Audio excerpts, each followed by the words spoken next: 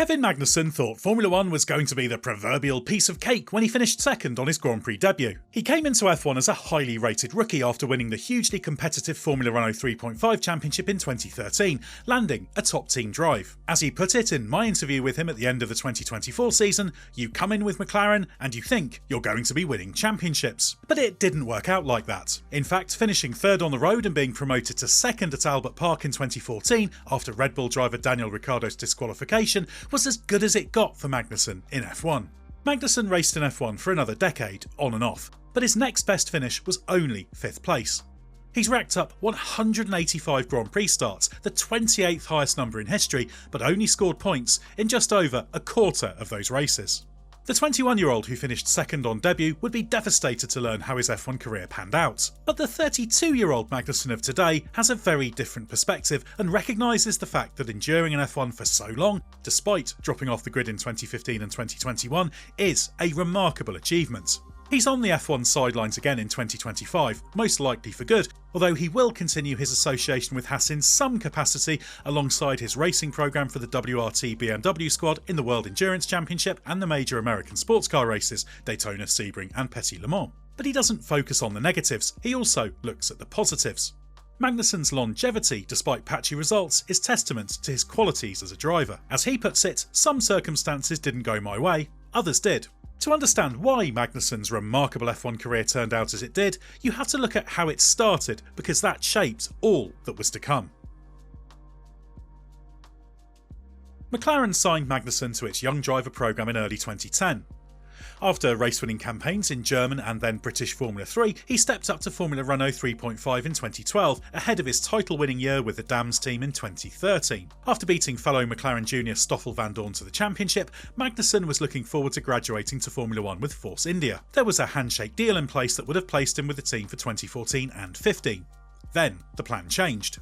At the time, Magnussen was delighted with his sudden McLaren switch, taking the place of Sergio Perez. Although Force India only finished one place behind McLaren in the Constructors' Championship in 2013, there was a massive gulf between the two teams in terms of resources and potential. McLaren's bad 2013 was only a temporary blip in form, or so it seemed at the time. Looking back, Magnussen regrets not making his F1 debut with Force India, doubly so given the man he replaced at McLaren, Perez, finished one place ahead of him in the 2014 Drivers' Championship.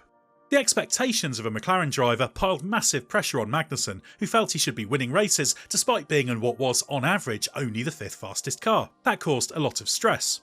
On top of that, he was set a target of matching the qualifying pace advantage Lewis Hamilton had over Jenson Button of around 0.14 seconds.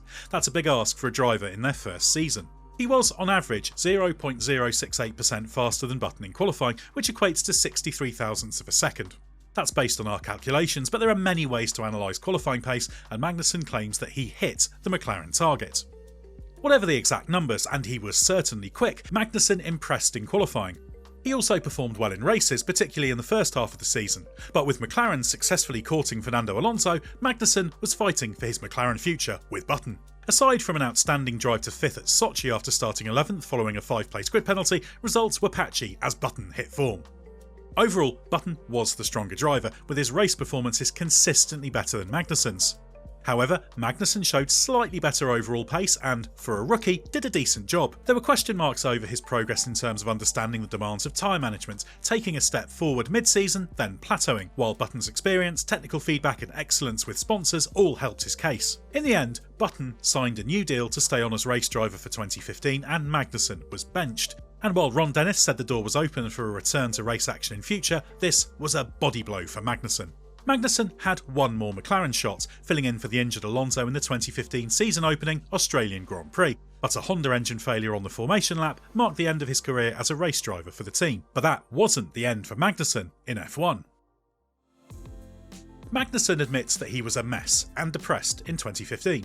That's understandable given, as he puts it, his whole identity was about being an F1 driver. Magnussen likens this to a saying about footballers who die twice, the first when they retire and can no longer play their sport. That impacted his sense of self, everything. Having worked so hard and so long to reach F1, he was on the outside looking in, and struggling financially. Fortunately, he was resurrected by Renault, which signed him to join its struggling works team alongside Jolyon Palmer in 2016. It was a poor season in a difficult car. Magnussen had his moments, finishing 7th in Russia and a superb 10th in Singapore, but he was inconsistent. Renault was convinced enough to offer him a place for 2017, despite attempts to claim after the fact that it didn't, but not beyond that. Magnussen wasn't impressed with the way the team was run, taking the bold decision to turn his back on what then appeared to be an upwardly mobile works team to sign a long-term deal with Haas, then heading into only its second season in F1. It was a fresh start for him.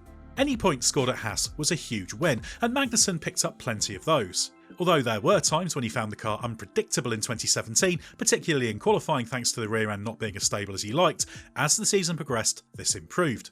He scored points 5 times, with a brilliant drive from 14th on the grid to 8th in Mexico the highlight. In the first part of 2018, Magnussen excelled in a car that gave him great confidence, although as the season progressed, things got a little harder and the pendulum swung in favour of teammate Romain Grosjean. We'll get into why in more detail shortly. The 2018 season was actually Magnussen's best, scoring 56 points and finishing 9th in the Drivers' Championship.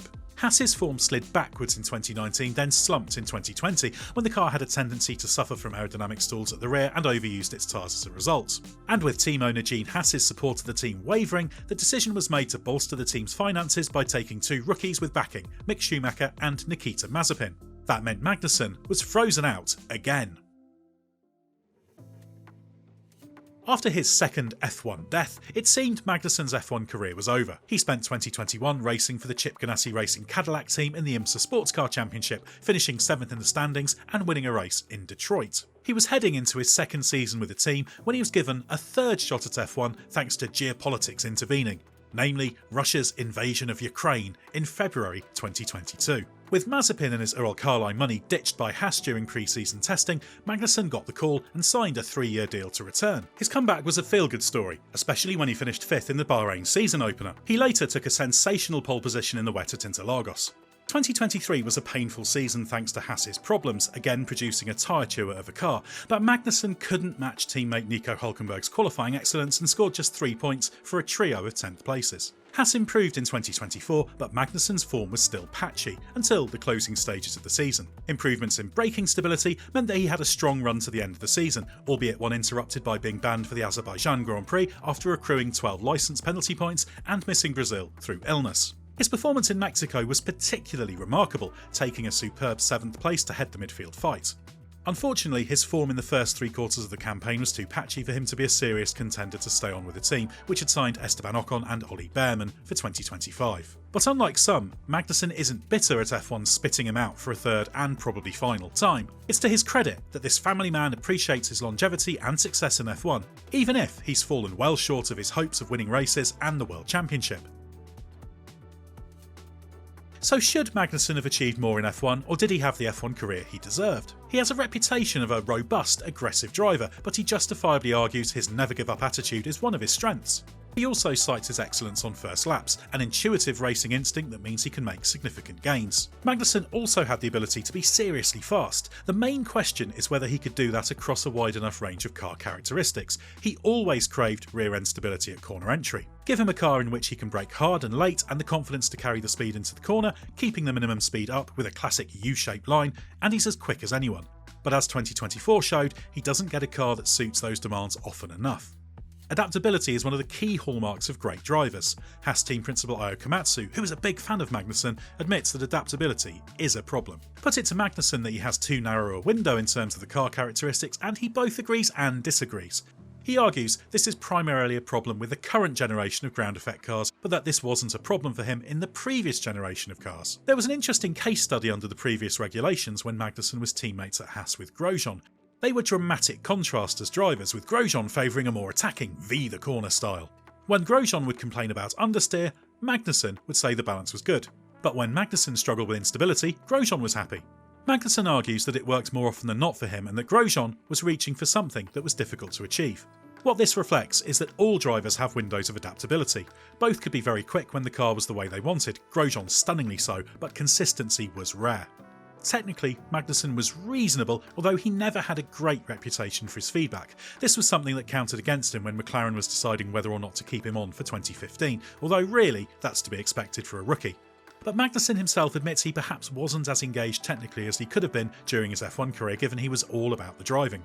And as Komatsu explains, Magnussen has good sensitivity and feeling, particularly when it comes to the brakes, but sometimes couldn't articulate it well enough. At his best, there's no question Magnussen could have won races in F1.